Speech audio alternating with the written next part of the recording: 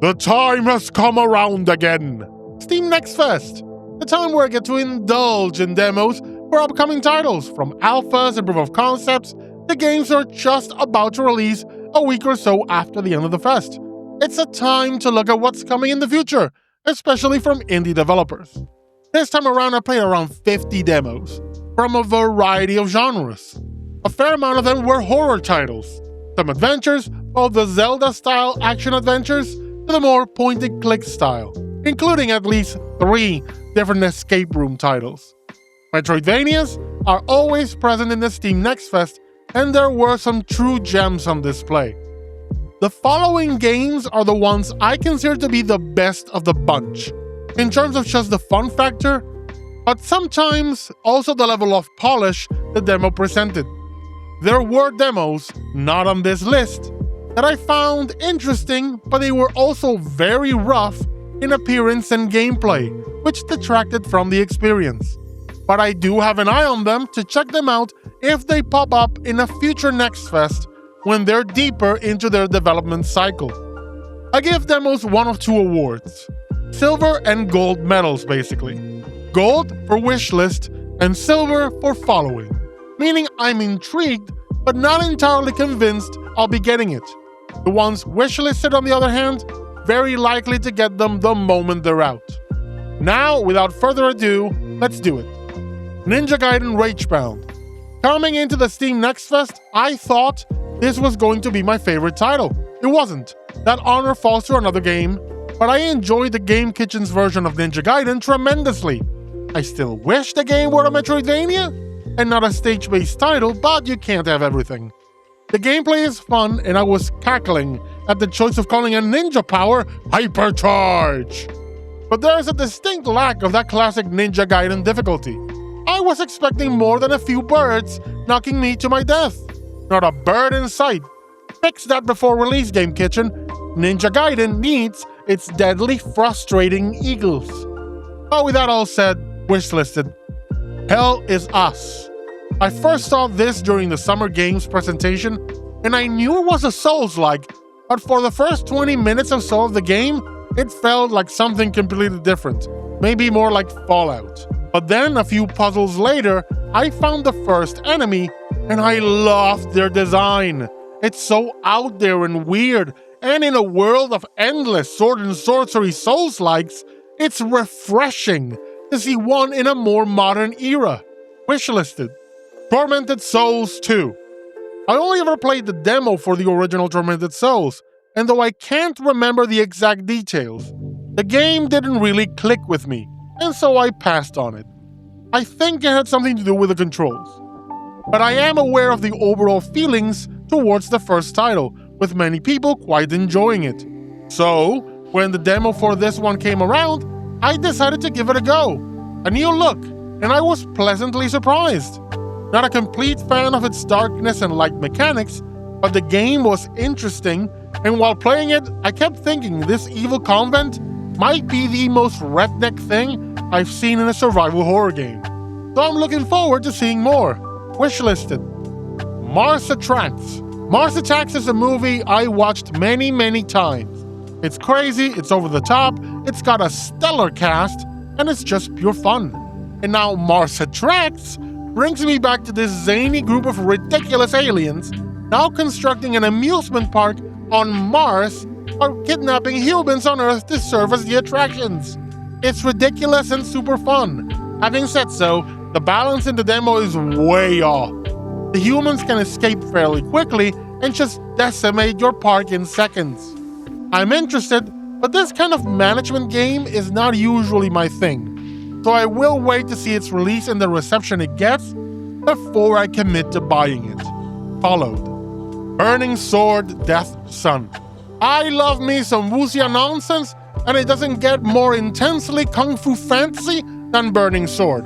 The character's not just strong and fast, but straight up floats, kicking his booties in the air. If you've ever watched a wuxia or xianxia show and wondered what it could be like to play one of these over-the-top martial heroes, Burning Sword's got you covered. Wishlisted. Eriksholm, The Stolen Dream. This is my best in show game. This is a title I enjoyed playing the most, and the one I'm most interested in playing upon release, an isometric stealth game set in an alternate history Europe. It plays in chapters with individual chunks of stealth maps. Once you escape one, you move on to the next, each getting you closer to the end of the given scenario.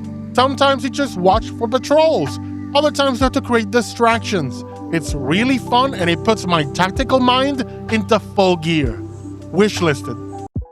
Metal Eden looks and plays beautifully. A fast-paced shooter with, I think, roguelike elements. It offers an intriguing plot with elements inspired by Altered Carbon, with humans able to download their consciousness into new bodies. Movement is swift, the gunplay is fun, and I could see myself getting lost in this world over and over. Wishlisted. Tron Catalyst. Tron. I love Tron, and it's been ages since I've played a Tron game. The last one I thoroughly enjoyed was the FPS Tron 2.0, which everyone should play. But this is an isometric action RPG Tron, and I'm all for it. I enjoyed the demo quite a lot. It's Tron and the grid, but also time travel. Yeah, this is for me, and it's coming out in just a few days. Wishlisted for sure. Aeterna Lucis. I have mixed feelings about Aeterna Lucis. The visual design is great, the abilities are interesting, but then the controls are a bit messy. Just one ability asking for one input or using it, and then different inputs to control it. Enemies all have more or less the same look, which is not great, but the boss is super interesting. The game plays well, but the voice acting is downright atrocious. So a mixed bag overall, but I'm still interested in seeing more. Followed. Gurei. I gotta love a game that's direct and to the point. This is a boss battler. Your only mission and the only thing you'll be doing is fighting bosses, at least according to the demo. Each fight is unique in its own way, and every boss you defeat gives you a new unique ability to help you against the next target. The more successes you have, the harder the next boss becomes. It plays great and I really enjoyed the fights, so this is definitely wishlisted. Possessors. I love me a good Metroidvania, and this is the best of the bunch I tried during this Steam Next Fest. You play as a young girl possessed by a demon, who offers to heal her in exchange for some help in getting him home, in the middle of a city infested with demons after their escape from some evil corporate lab. I want more. Give me more of that good Metroidvania, especially if I get to punch some big pharma CEO. Wishlisted. Rue Valley. Rue Valley is an interesting one, a Groundhog Day adventure with a main character who's going through some stuff and forced to relocate to a motel in the middle of nowhere just for the therapy, because the therapist's methods require complete separation from the patient's life. I still think the therapist is a cult leader, but I'll have to play the full game to find out. I really like that conversations were driven by the personality traits you decide on at the start. Instead of the typical attributes for RPGs like charisma and strength, you choose introvert or paranoid or some other personality trait. Wishlisted. Strange Antiquities, a follow-up to the phenomenal Strange Horticulture, only now in an antique shop in the middle of another magical calamity. Clients come in, they want some form of magical protection or boon, and you have the relics that will grant those abilities. And you can still pet the cat. I had already wishlisted this game even before playing the demo, and unfortunately, I can't double super duper wishlist it. Maybe we can add that feature to Steam. 3D Escape Room Mystic Manor. The room in the title is very appropriate given how much this game looks and feels like an entry in Fireproof Studios' The Room series. And I'm not knocking it for that. For me, that's actually a plus. This type of puzzle adventure is always good, always fun, and in my time playing Mystic Manor, I greatly enjoyed the puzzles. I do hope the final release has a much greater degree of complexity though, if only because I like my puzzles hard. But this was a very fun demo with a high degree of quality and polish. This one's wishlisted for sure. He Who Watches. If the previous entry is not enough of a clue, I love me some good puzzling. And He Who Watches is frankly a new kind of puzzle game for me. I've done first-person puzzling games in the past, from Portal to Cube, but this is the first one where the movement is purely orthogonal, as in left, right, forward, and back, as if you were playing something like Grimrock. but with the ability to change your gravity to walk along walls and ceilings, making the rooms as much part of the puzzle as the switches and levers you push or shoot with your bow. I'm very intrigued. Wishlisted. Monument Valley 3. To complete the puzzle trifecta, we have Monument Valley 3. It's another Monument Valley, meaning it's awesome, and I was genuinely disappointed that the demo had to end. Wishlisted. Jetrunner, a parkour shooter, where every level is an obstacle course and you collect and use different movement and shooting abilities. When I play demos, I try to focus on getting through them or experiencing as much as I can. So I had to really struggle and fight with my instincts to just stick to the same level over and over until I got the best time. Jetrunner has the potential to be that kind of addictive game for me. Wishlisted. Brew. Brew proves that charm can carry you a long way. The demo is a bit rough, but I can see the potential in this charming roguelite.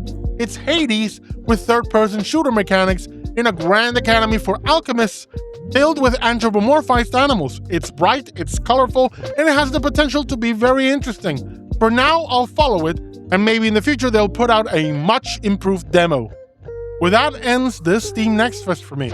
I might still find another demo in the days remaining, but these were the stars of the show for me, especially given how many of them I ended up wishlisting. I've done a few of these Next Fest coverage videos, and this is the first time I've wishlisted so many games. There's a reason my wishlist on Steam is over 100 games long now. But that's cause for celebration, not concern.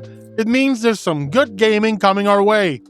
What did you think of this Steam Next Fest?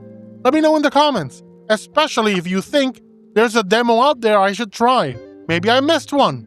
I don't think so. I did play more than 50, but it can't be understated how many gems are hiding in the Next Fest, even if right now it might just be a diamond in the rough.